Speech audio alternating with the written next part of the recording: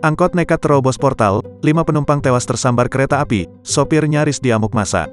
Sopir angkot 123 di Medan hampir diamuk massa, gegara sebabkan 5 penumpang tewas tertabrak kereta api.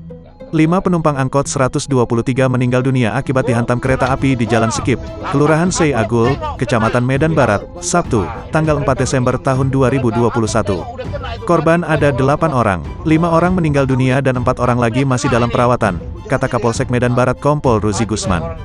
Dikatakannya saat kejadian kereta api datang dari arah Binjai menuju Medan. Kereta api itu menghantam angkot yang datang dari Jalan Sekip menuju Jalan Gereja. Sopir angkot 123 di kota Medan, Sumatera Utara, Sumut, hampir diamuk massa lantaran menyebabkan 5 penumpangnya tewas.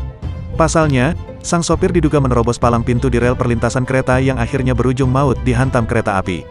Dilansir tribunnyusultra.com dari Tribun Tanda Hubung Medan.com, peristiwa kecelakaan maut menimpa angkot 123 yang ditabrak kereta api di Jalan Sekip, Kelurahan Sei Agul, Kecamatan Medan Barat, Sabtu, tanggal 4 Desember tahun 2021.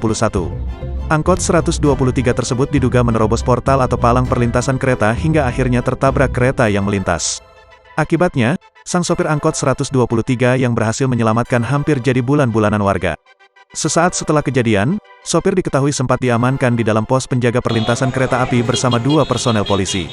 Tampak warga mengerumuni pos penjagaan tersebut sembari mengatakan ingin menghajar si sopir angkot.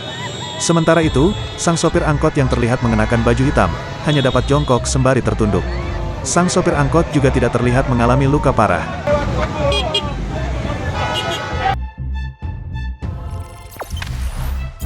Jangan lupa subscribe, share, komen, dan like ya.